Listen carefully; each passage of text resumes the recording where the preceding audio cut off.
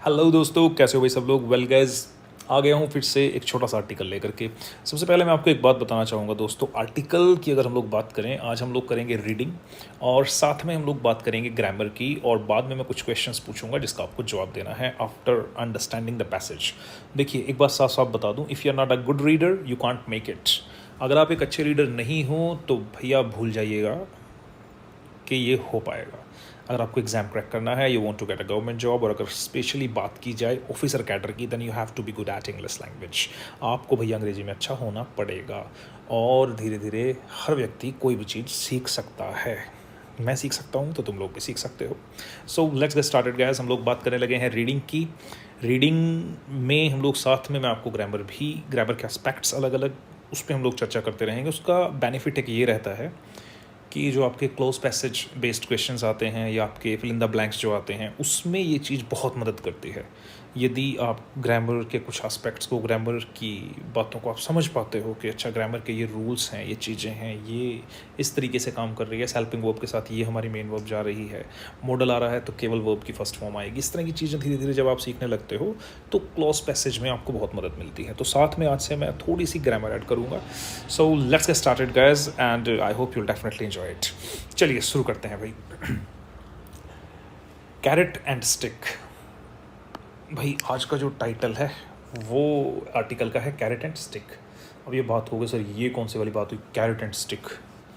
Carat and stick मतलब ये जो मैंने कहा कैरेट एंड स्टिक, ये एक फ्रेज़ है और मीनिंग हो गया, सर मीनिंग हो गया गाजर और डंडा। हाँ ठीक कह रहे हो। Carat and stick, it is a phrase used in English language. इसका मीनिंग क्या होता है, जो भी प्राइवेट जॉब करते हैं वो लोग इसको बड़ी आसानी से समझ जाएंगे। कैरेट एंड स्टिक को, ये एक पॉलिसी होती है जिसमें एक व्यक्ति से काम निकलवाने के लिए उसे लालच भी दिया जाता है और उसको पनिशमेंट का भी डर दिखाया जाता है। तो जो लोग प्राइवेट जॉब करते हैं वो लोग समझते हैं इस पॉलिसी को। मैनेजर लोग क्या करते हैं, वो आपको कहते हैं कि इस मंथ में आपको भैया कम से कम 10 सेविंग अकाउंट खोल करके देने हैं बैंक को। अगर आप प्राइवेट बैंक में जॉब कर रहे हो तो प्राइवेट बैंक में इस तरह के टारगेट आते हैं। अगर आपने 10 सेविंग अकाउंट खोल दिए तो 10 से ज़्यादा जितने भी सेविंग अकाउंट्स आप खोलोगे उनका अलग से इंसेंटिव्स आपको मिलेगा, अलग से अमाउंट आपकी सैलरी में जुड़ करके आएगा। आपको बाहर के घूमने के लिए टूर मिलेंगे और दूसरी फैसिलिटीज़ कंपनी आपको देगी। इस तरह की बहुत सारी चीज़ें उनको मिलती हैं। और अगर आपने काम पूरा नहीं किया तो फिर वो लगातार प्रेशर बनाते हैं। वो आपको बोलते हैं कि आपकी कुछ परसेंट जो है सैलरी तक काटी जा सकती है, वहाँ तक हम लोग कर सकते हैं। तो ये चीज़ें क्या हुई, ये इसको कहेंगे carat and stick policy. Carat and stick policy means जिस काम में व्यक्ति को लालच भी दिया जाता है और उसको सजा का डर भी दिखाया जाता है। घर वालों ने कहा है कि यदि आपकी गवर्नमेंट जॉब लग गई तो हम आपको ये चीज़ देंगे। पापा ने कहा हुआ कि गवर्नमेंट जॉब लग जाए तो तुम्हें 20 लाख वाली गाड़ी गिफ्ट में दूंगा। तो ये है कैरेट। और पापा ने कह रखा है कि बेटा अगर तेरी गवर्नमेंट जॉब ना लगी इतनी मेहनत करने के बाद भी तो तुझे खेत में छोड़ दूंगा, फिर तू आराम से पूरा पूरा दिन पूरी गर्मी के अंदर काम किया कर। ये दिखाई गई है punishment. So that is called carrot and stick policy. So चलिए आगे बढ़ते हैं। The 2015 accord must be revived to prevent Iran going nuclear. देखो, ये कुछ शब्द हैं, पहले शब्दों पे आई होप हम लोगों को थोड़े से वर्ड्स देखने पड़ेंगे। जो अकॉर्ड वर्ड है, जैसे ये हुआ, रिवाइव हुआ, ठीक है। तो एक बार चलिए देख लेते हैं, अपनी पहली वोकैब की ओर बढ़ते हैं। देखिएगा, ये रही हमारी वोकैब। अक्सर मैं भूल जाता हूँ कि वोकैब भी तो लेके आया था तुम्हारे लिए। तो देखिएगा बुजुर्गों, पहला शब्द जो आपका है अकॉर्ड। अब कोई कह रहा था कि सर ये तो गाड़ी का नाम है, फोर्ड की गाड़ी अकॉर्ड। लेकिन नहीं, गाड़ी का नाम तो है ही। इसका मतलब होता है सहमति, समझौता।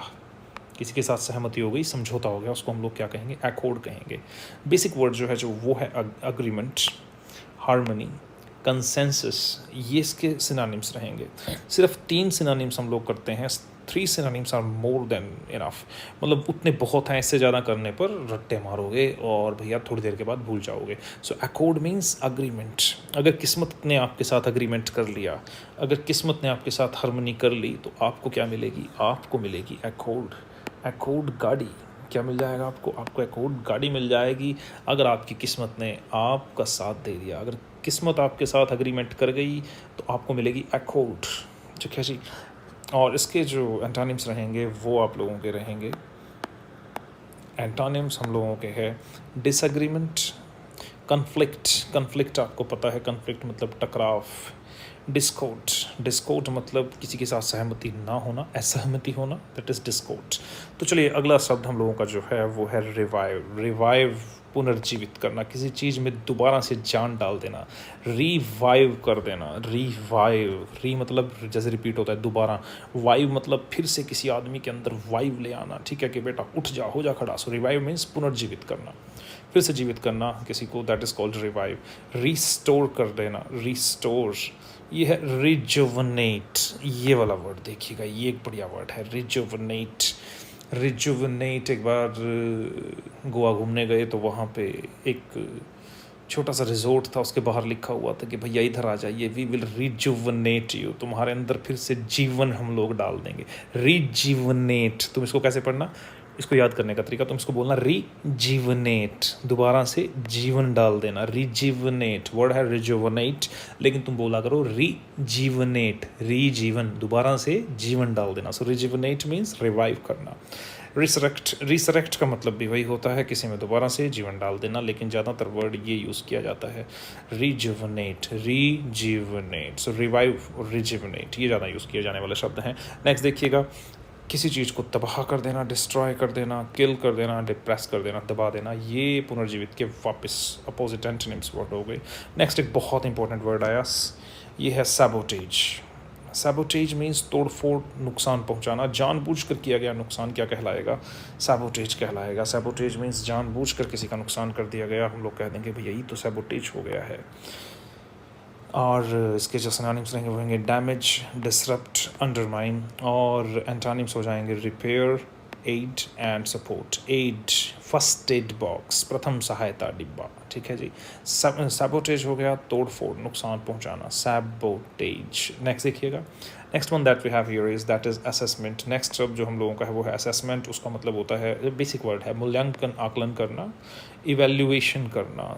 इवैल्यूएशन, सर रीवैल्यूएशन करवाई है पेपर में, क्या हो गया था सर, मैं पेपर में गया था लेकिन उधर लिखा गया कि ये तो नहीं आया था, तो आप मिस्टर इंडिया बन के चले गए थे, वो वाली घड़ी पहन के, वही वाली जो मिस्टर इंडिया पे थी, और वहाँ किसी को दिखाई नहीं दिए, पूरा पेपर दे आए, फिर भी तुम एब्सेंट आ रहे हो, तो तुम्हारे रिजल्ट में जो एब्सेंट आया, अब तुमने कहा री इवैल्यूएशन करो, वापस वैल्यू लगाओ मेरे पेपर की, देखो। अप्रेजल, ठीक है ना, मूल्यांकन करना, किसी का अप्रेजल मिलेगा, कंपनी में अच्छा काम करोगे। एस्टिमेशन, एस्टिमेट करना। अपोजिट है गेस करना, इग्नोर करना, नेग्लेक्ट करना। नेक्स्ट वीटो, ये एक बढ़िया वर्ड है, वीटो मीन्स प्रतिबंध लगा देना, मना कर देना। वीटो क्या कर देना, वीटो मना करना, प्रतिबंध लगा देना, वीटो। तुमने वीटा का दूध पिया और तुमने कह दिया बस अब मैं कुछ और नहीं पीऊँगा। किसी दोस्त ने कहा कुछ पियोगे, दोस्त ने इशारा करके बताया कि ये पियोगे, तुमने कहा नहीं मैं वीटा का दूध पी चुका हूँ और अब मेरी वीटो है। वीटो मतलब मना है अब मेरी। सो भैया रिजेक्शन, बैन और प्रोहिबिशन, ये इसके सिनोनिम्स हुए। एंटोनिम्स की अगर बात की जाए तो एंटोनिम्स हो गए भैया अप्रूव कर देना कि हाँ हाँ चलो, परमिशन देना, एक्सेप्टेंस, ये इसका एंटोनिम्स हो जाएंगे। नेक्स्ट शब्द जो हम लोगों का है वो है रैम्प अप मतलब किसी चीज़ को बढ़ाना, तेज करना, रैम्प अप कर देना, ठीक है। तो रैंप से याद आ जाएगा, रैंप के ऊपर चढ़ के, ठीक है, रैम्प अप कर दिया, अपने चीज़ों को बढ़ा दिया, तेज कर दिया। Increase, boost, accelerate. और इसके एंटोनिम्स हो जाएंगे किसी चीज़ को घटा देना, डिक्रीज कर देना, रिड्यूस कर देना, नीचे फेंक देना, स्लो डाउन कर देना। तो भैया ये क्या हो गया, ये रैम्प अप के विपरीत शब्द हो गए, एंटोनिम्स हो गए। सो नेक्स्ट देखिएगा बुजुर्गों, नेक्स्ट अब हम लोग बात करने लगे हैं अपने आर्टिकल की। The 2015 Accord must be revived to prevent Iran going nuclear. Iran को परमाणु शक्ति बनने से रोकने के लिए 2015 के समझौते को फिर से सक्रिय करना आवश्यक है। 2015 का जो कोई समझौता था उसको दोबारा से पावर में लेके आना पड़ेगा यदि हमें ईरान को परमाणु शक्ति बनने से रोकना है। देखिएगा फिर, ये समझौता एक था जिसके तहत ईरान जो था वो न्यूक्लियर के से रिलेटेड जो भी एक्सपेरिमेंट है वो एक पर्टिकुलर लेवल तक जाके कर सकता था, लेकिन वो एक तरीके से ख़त्म हो गया। वो जो डील थी, अकॉर्ड थी, वो तोड़ दी गई और उसके बाद ईरान ने खुल करके इस्तेमाल करना शुरू कर दिया, न्यूक्लियर प्रोग्राम्स को अपने बहुत तेज़ी से बढ़ा दिया। तो इस वजह से ये बात कही गई कि 2015 का जो समझौता था उसको वापस दोबारा से सक्रिय करने की आवश्यकता है यदि हम चाहते हैं कि ईरान न्यूक्लियर पावर ना बने, वो परमाणु शक्ति ना बने, वो परमाणु बम ना बना ले। सो नेक्स्ट देखिएगा, second line that we have here is the US and Iran are currently engaged in rare high stakes diplomacy. America और ईरान इस समय एक असाधारण और अत्यधिक महत्वपूर्ण कूटनीतिक प्रयास में लगे हुए हैं। They have held 2 rounds of talks in Muscat, I think, and Muscat, yes. They have held 2 rounds of talks in Muscat and in Rome with Oman as the mediator. Mediator का मतलब तो आप समझते हो, mediator का मतलब होता है जो व्यक्ति बीच में हो, mediator हम लोग उसको कह देते हैं, ठीक है। They have held 2 rounds of talks in Muscat and in Rome with Oman as the mediator.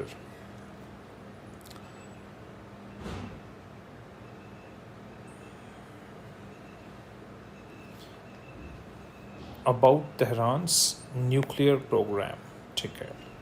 अब देखिएगा, तेहरान के परमाणु कार्यक्रम को लेकर के उन्होंने मस्कट और रोम में 2 दौर की वार्ताएं, 2 बार बातचीत की है, जिसमें ओमान ने मध्यस्थ की भूमिका निभाई है। ओमान दोनों पक्षों के बीच एक निष्पक्ष सेतु का काम कर रहा है। कहने का मतलब ये हो गया, ठीक है। मैं बीच में जो आपको बता रहा हूँ लाइनें, वो मतलब उसका मीनिंग क्या जा रहा है वो देखते हैं, समझते रहिएगा। नेक्स्ट देखिएगा, a third technical round has been confirmed. A third technical round has been confirmed for the coming days. और आने वाले दिनों में एक तीसरे तकनीकी, इन्होंने कहा technical round has been confirmed, कि तीसरा टेक्निकल राउंड जो है वो कंफर्म है कि टेक्निकल राउंड होगा बातचीत का। टेक्निकल राउंड का मतलब क्या हुआ? इसका मतलब हुआ ये जो बातचीत होगी ये तकनीकी स्तर पर होगी, मतलब इसमें विशेषज्ञों के बीच होगी ये, कि इनके जो न्यूक्लियर साइंटिस्ट्स हैं और अमेरिका के, वो आपस में बातचीत करेंगे, जिसमें परमाणु से जुड़ी हुई गतिविधियाँ और तकनीकी पहलुओं पर चर्चा की जाएगी। मतलब ये नॉर्मल बातचीत नहीं होगी, इसमें जो है स्पेशलिस्ट दोनों कंट्रीज़ के, उनकी एक बैठक रहेगी एक तरीके से। नेक्स्ट देखिएगा, however tensions still remain high between the Trump administration and the Islamic Republic.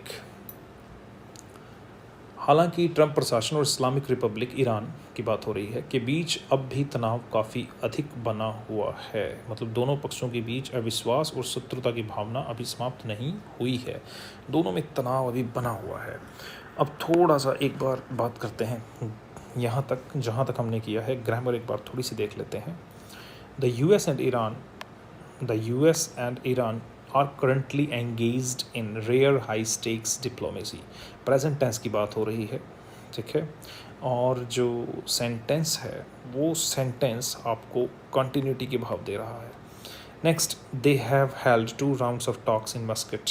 Has have had के साथ आप सभी लोग जानते हो वर्ब की थर्ड फॉर्म लगाई जाती है। ये परफेक्ट टेंस का एग्जाम्पल है, present perfect. They have held, क्या हेल्ड कर चुके हैं? 2 rounds of talks in Muscat and in Rome with Oman as the mediator about Tehran's nuclear program। A third technical round, technical यहाँ पर किसका काम कर रहा है? एडजेक्टिव का, al, टेक्निक में al जोड़ दिया गया। जब यदि किसी शब्द के पीछे al जोड़ा जाए तो वो एडजेक्टिव बन जाता है। al जोड़ने पर, किसी भी नाउन में यदि al जोड़ा जाए तो वो क्या बन जाएगा? वो बन जाएगा एडजेक्टिव। जैसे कि मैं एक बताता हूँ, पर्सनल, कि ये मेरा पर्सनल मैटर है, पर्सन में एल जोड़ दिया तो पर्सनल, व्यक्ति से संबंधित हो गया। अब अमेरिका से एक बार कहा कि आप ऐसा कर लो, वहाँ पे जो टेंशन चल रही है इंडिया की उस कंट्री के साथ, तो हमने कहा इधर बात मत कीजिए क्योंकि ये हमारा रीजनल इशू है। रीजन, क्षेत्र, एल क्षेत्र से संबंधित मतलब क्षेत्रीय मुद्दा, रीजनल। पॉलिटिक्स से संबंधित मतलब पॉलिटिकल पार्टी। तो टेक्निकल जो है वो एक एडजेक्टिव होता है जब भी यूज़ किया जाए, मतलब जब भी किसी शब्द के पीछे एल जोड़ा हुआ है, इसका मतलब वो एक एडजेक्टिव है। Technical round has been confirmed. यदि कभी हैज़ हैव के साथ बीन लग गई और फिर थर्ड फॉर्म आई तो इसका मतलब सेंटेंस जो है पैसिव स्ट्रक्चर में चल रहा है। हैज़ हैव बीन के साथ वर्ब की थर्ड फॉर्म दिखाती है कि सेंटेंस पैसिव में है। ये पैसिव सेंटेंस का एग्जाम्पल हो गया यहाँ तक।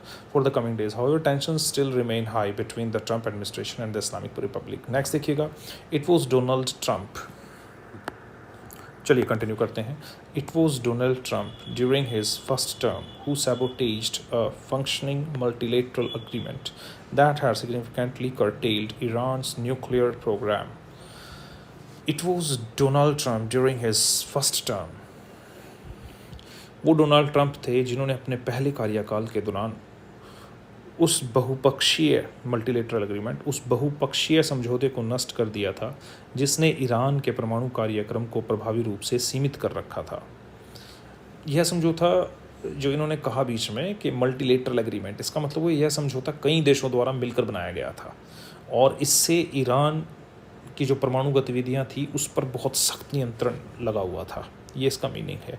मैं बीच बीच में बताता रहूँगा आपको कि जो आपकी स्कीमिंग हो रही है, जो मीनिंग जा रहा है वो जा रहा है कि डोनाल्ड ट्रंप ने अपने पहले टर्म के दौरान जो था एक अग्रीमेंट जिसमें बहुत सारे देशों ने मिलकर के जो समझौता कर रखा था, जिसकी वजह से ईरान जो परमाणु अपने प्रोग्राम है उस पर बड़ी सख्ती उस पर लगी हुई थी, नियंत्रण था, वो इसने ख़त्म कर दिया डोनाल्ड ट्रंप ने खुद ही. Next, ever since Iran has accelerated its nuclear activities, has accelerated, present perfect tense का example has के साथ verb की थर्ड फॉर्म लगाई गई, और तब से ईरान जो है वो अपने परमाणु कार्यक्रम को तेज़ी से बढ़ा चुका है. उसने तेज़ी से बढ़ा दिया है अपने परमाणु कार्यक्रम्स को, परमाणु के जो भी वो एक्सपेरिमेंट चल रहे हैं. ईरान ने जो परमाणु ईंधन संवर्धन है, एनरिचमेंट है और अन्य तकनीकी गतिविधियाँ बढ़ाती हैं. ये इसका मीनिंग हुआ. Next, while it has not yet decided to build a nuclear bomb, most assessments agree that it has the capability to do so within weeks. While it has not yet decided to build a nuclear bomb, it has not yet decided, present perfect tense, to के साथ verb की first form to build, decide to do something. यदि कभी decide आए, decide to do something. I haven't decided to go there, decide के साथ to plus verb की first form यानी कि इन्फिनेटिव यूज़ किया जाता है. They haven't decided to leave the country yet, decide to do something. Decide के साथ हमेशा क्या आएगा, टू प्लस वर्ब की फर्स्ट फॉर्म लगाई जाएगी. So while it has not yet decided to build a nuclear bomb, most assessments agree that it has capability to do so within weeks. हालांकि Iran ने अभी तक परमाणु बम बनाने का निर्णय नहीं लिया है, लेकिन अधिकांश आकलन मानते हैं कि वह कुछ ही हफ्तों में ऐसा कर पाने की क्षमता रखता है. अब अगर स्कीमिंग करके सीधा मीनिंग निकाला जाए तो वो है, यानी ईरान अगर चाहे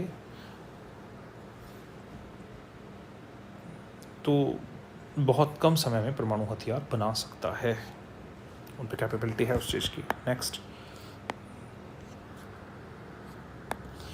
at the same time Iran's regional influence stands diminished as a result of Israel's attacks on its so-called axis of resistance and other regional shifts such as the fall of Syria's Assad regime. तो देखिएगा भाई, at the same time, और इसी दौरान Iran की जो क्षेत्रीय प्रभाव है वो भी घट गया है. डिमिनिस्ड मतलब किसी चीज़ का घट जाना, डिमिनिश हो जाना, डिम हो गया. तुम इसको ऐसे याद रख लीजिएगा. जो क्षेत्रीय प्रभाव था, रीजनल इन्फ्लुएंस, रीजनल, देखो अभी बात हुई थी ऊपर कि एल अगर लग जाए किसी चीज़ के साथ तो वो एडजेक्टिव बन जाता है, तो ये एडजेक्टिव बन गया.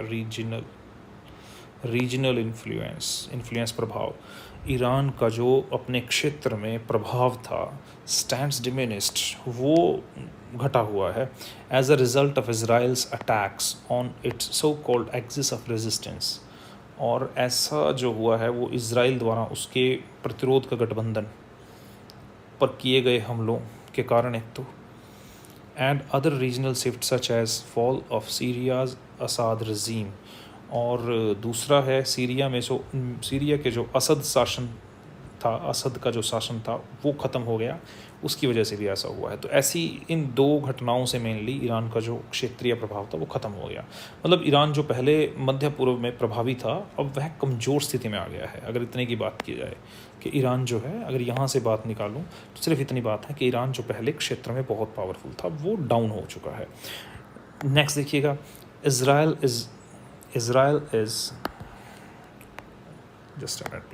Israel is pressing for an attack on Iran's nuclear facilities, but Mr. Trump, according to the American reports, has vetoed those plans for now.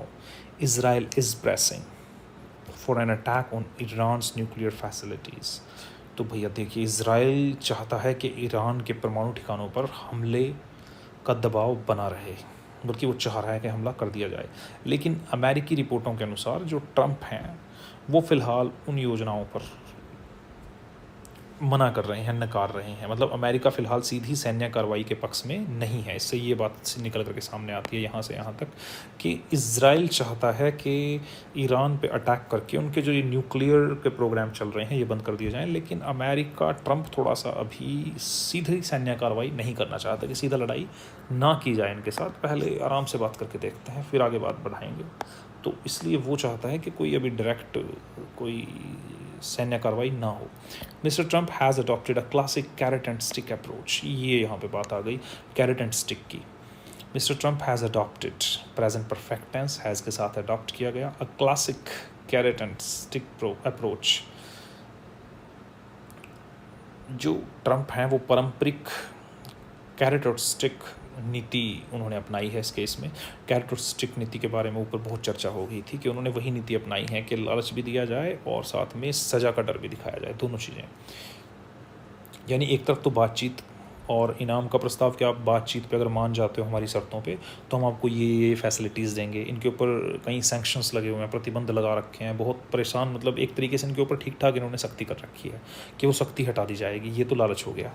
और डर ये हो गया कि अगर बात ना मानी तो सीधा युद्ध करेंगे फिर हम, वो प्रेशर बना हुआ है। तो ये हो गया कि इन्होंने इन पे कैसी पॉलिसी लगा रखी है, स्टिक एंड कैरेट अप्रोच पे चल रहे हैं। Next, he said he wanted a deal with Iran but with a warning that if it talks fail there would be bombing. ये देखो, समझ गए, यही थी बस कैरेट और स्टिक अप्रोच। उन्होंने कहा कि वे ईरान से समझौता करना चाहते हैं, लेकिन साथ ही चेतावनी भी दी कि अगर बातचीत विफल रही तो बमबारी होगी। यानी बातचीत की विफलता का सीधा नतीजा सैन्य कार्रवाई बताया गया। इसका मतलब ये हो गया कि मिस्टर ट्रंप जो हैं वो सीधा ये कह रहे हैं कि बातचीत करेंगे, आपको कुछ अच्छी अच्छी डील देंगे, मान जाते हो तो ठीक, नहीं मानते तो फिर हम अटैक कर देंगे। मतलब दोनों तरीके से मानना ही पड़ेगा आपको। चलिए खैर नेक्स्ट देखिए। He has also launched a massive aerial campaign against Yemen's Iran aligned Houthis. He has also launched a massive aerial campaign. Aerial फिर से एडजेक्टिव, एयर हवा को दिखाता है, एरियल हवा से संबंधित campaign against Yemen's Iran aligned Houthis. He has also launched. Sentence present perfect में चल रहा है, हैज़ के साथ थर्ड फॉर्म आ गई है। इसके अलावा उन्होंने, ट्रंप ने, यमन के ईरान समर्थक हूदी विद्रोहियों के खिलाफ एक विशाल हवाई अभियान भी शुरू किया है। मतलब जो यमन समर्थक, यमन के ईरान समर्थक जो हूदी विद्रोही हैं उनके खिलाफ इन्होंने एयर स्ट्राइक की है, हवाई हमले बहुत तेज़ कर दिए हैं। वो किया क्यों गया? ताकि ईरान पर प्रेशर बनाया जा सके। Next, in addition, the US has ramped up its military presence in the West Asia besides moving B-2 bombers to the Indian Ocean region, all aimed at signaling to Iran that US threats should be taken seriously. और इसके अलावा इन्होंने क्या किया है? इसके अलावा America ने पश्चिम एशिया में अपनी सैन्य मौजूदगी बढ़ा दी है और B-2 बम्बर्स को हिंद महासागर क्षेत्र में तैनात किया है। उसका उद्देश्य ईरान को यह संदेश देना है कि अमेरिका की धमकियों को हल्के में ना लिया जाए। मतलब ये सैन्य गतिविधियाँ जो यहाँ पे दिखाई गई, ये सैन्य गतिविधियाँ ईरान को डराने और दबाव में लाने के लिए हैं। मतलब वो उसको दबाव में लेके आना चाह रहा है, उसको सेना भी दिखा रहा है एक तरफ खड़ी करके कि देखो ये रेडी है तुम्हारे लिए, अगर तुमने कुछ पंगा किया तो, मना किया तो हमें, मतलब दबाव बना के वो बातचीत कर रहा है। But despite the combined military might of the US and Israel, any attack on Iran would be catastrophic for the regional security and global economy.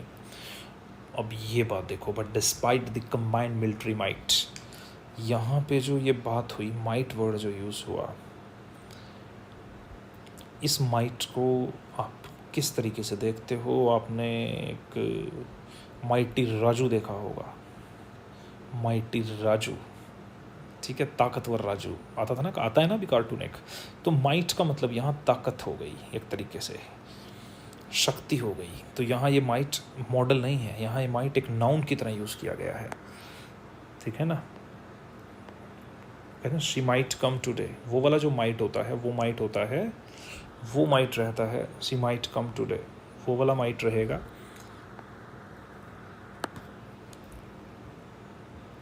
Model. लेकिन यहाँ ये मॉडल नहीं है, यहाँ माइट जो है वो कैसे यूज़ किया गया है, ये माइट एक नाउन की तरह यूज़ किया गया है। This might is used as a noun, ये नाउन है यहाँ पे, इसका मतलब है शक्ति, ताकत, ठीक है। अब चलिए एक बार पढ़ते हैं वापस, ये बढ़िया चीज़ थी बीच में। नेक्स्ट देखिएगा, but despite the combined military might of the US and Israel, any attack on Iran would be catastrophic. Catastrophic would be catastrophic. Catastrophic का मतलब समझे आप? Catastrophic means catastrophic। अगर किसी शब्द में पीछे IC लगाया जाए, इलेक्ट्रिक, मैग्नेटिक, कैटास्ट्रॉफिक, तो वो भी क्या दिखाता है, वो भी एडजेक्टिव के होने की ओर इशारा करता है। तो ये कह रहे हैं कि यदि संयुक्त सैन्य शक्ति की बात की जाए अमेरिका और इजराइल की, तब भी उसके बावजूद भी ईरान पर कोई भी हमला जो होगा वो क्षेत्रीय सुरक्षा और वैश्विक अर्थव्यवस्था के लिए विनाशकारी साबित होगा। मतलब सीधी बात है, युद्ध का परिणाम पूरे विश्व पर बुरा असर डालेगा। बेसिक ये दोनों सेनाएं मिलकर के उसके साथ युद्ध करें। Next, Iran's nuclear facilities are scattered and underground, making them extremely difficult to destroy। ये एक बात समझने वाली है, और शायद यही बात अमेरिका के दिमाग में भी जा रखी है कि ईरान्स न्यूक्लियर फैसिलिटीज़, ईरान के साथ एपोस्ट्रफी एस का इस्तेमाल किया गया। आप सभी लोग जानते हो कि एपोस्ट्रफी एस का इस्तेमाल किया जा सकता है कंट्री के नेम्स के साथ। तो ईरान के जो न्यूक्लियर फैसिलिटीज़ हैं are scattered and underground, present tense चल रहा है, making them, that makes them extremely difficult to destroy. यहाँ पर ये जो दैट मेक्स दैम था, लेकिन उसको फ्रेज़ का रूप दिया गया। क्लोज से फ्रेज़ बनाने मैंने आपको क्लास में सिखाया था, how to make phrases out of clauses, वो चीज़ मैंने आपको सिखाई थी। तो ये वही का एग्जाम्पल एक बीच में देखने को मिल रहा है। Iran's nuclear facility are scattered and underground, making them extremely difficult to destroy. Iran के जो परमाणु ठिकाने हैं वो बिखरे हुए हैं, अलग अलग जगहों पर हैं और भूमिगत हैं, ज़मीन के अंदर हैं, जिससे उन्हें नष्ट करना अत्यंत कठिन हो जाता है। मतलब अगर सैन्य दृष्टि से देखा जाए तो आप इन्हें ख़त्म नहीं कर सकते, वो असंभव है। इसीलिए जो अमेरिका है वो एक स्मार्ट मूव उनका है कि वो डायरेक्ट सेना नहीं एंगेज कर रहे हैं। Next, it was precisely because there was no viable military solution to the Iran nuclear issue that world powers chose the path of diplomacy in 2015, a path Mr. Trump had abandoned in 2018 for no good reason. It was precisely because there was no viable, और यही कारण था कि 2015 में विश्व शक्तियों ने Iran के परमाणु मुद्दे का हल सैन्य कार्रवाई के बजाय कूटनीति के माध्यम से निकालने का रास्ता चुना था, जिसे हमारे ट्रंप ने 2018 में बिना किसी ठोस कारण के छोड़ दिया। मतलब इस इतनी बात का मीनिंग निकल के सामने आता है कि कूटनीति ही एकमात्र व्यावहारिक उपाय था जिसे ट्रंप ने उस वक्त नज़रअंदाज कर दिया। शायद वो उस चीज़ को भांप नहीं पाए या क्या उनका रीज़न रहा, हमें नहीं पता। Next, nevertheless despite the challenges and geopolitical pressure, despite the challenges and geopolitical pressure. Despite का मतलब होता है के बावजूद, इसकी जगह इंस्पाइट भी लगाया जाता है। इंस्पाइट के साथ अफ जरूर आएगा, ये बात ध्यान रखिएगा, ये मैंने कई बार बताई है। इंस्पाइट भी हो सकता था, इंस्पाइट के साथ क्या होता है अफ, लेकिन ये डिस्पाइट यूज़ किया गया, डिस्पाइट के बावजूद। आगे बढ़ते हैं। Nevertheless, despite the challenges and geopolitical pressure, the recent initiation of talks by Mr. Trump and Iran opens a rare window of opportunity to resolve the issue once and for all. फिर भी तमाम चुनौतियों और भू राजनीतिक दबाव के बावजूद मिस्टर ट्रंप और ईरान के बीच हाल ही में शुरू हुई बातचीत इस मुद्दे को हमेशा के लिए सुलझाने का एक दुर्लभ अवसर प्रदान करती है। वंस एंड फॉर ऑल मतलब हमेशा के लिए। वंस एंड फॉर ऑल ये स्पेशल एक्सप्रेशन हो गया, वंस एंड फॉर ऑल इसका मतलब होता है हमेशा के लिए, एक बार और हमेशा के लिए। हालांकि इतने सारे ज़मीनी प्रेशर हैं, उसके बावजूद ये एक सुनहरा अवसर है जो इस समस्या को जड़ से ख़त्म कर सकता है हमेशा के लिए, वंस एंड फॉर ऑल। तो मतलब यहाँ पे ये बात कही गई कि ये एक अच्छा टाइम है कि हम लोग इस पूरे मुद्दे को जड़ से ख़त्म कर दें। नेक्स्ट देखिएगा, मतलब जिसको गंवाना नहीं चाहिए। For diplomacy to succeed, the US should act as a responsible global power that is committed to preventing weaponization of Iran's nuclear program rather than as a partisan patron seeking to destroy Iran on Israel's behalf. इसको बहुत ध्यान से समझिएगा, इसमें बहुत important grammar की बात बताऊंगा। For diplomacy to succeed, the US should act as a responsible global power that is committed to preventing, ये यहाँ पे ध्यान दीजिएगा, that is committed to preventing, यहाँ है be committed to, ये आ गया be committed to।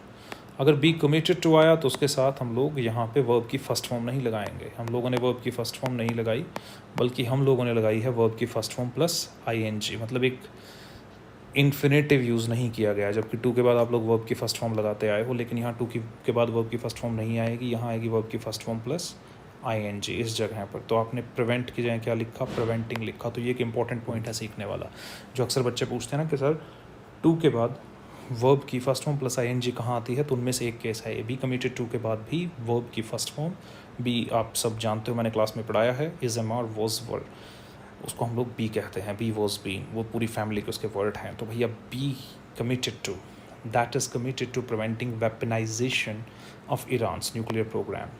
तो ये एक पॉइंट अलग से नोट कीजिएगा। तो मतलब बन गया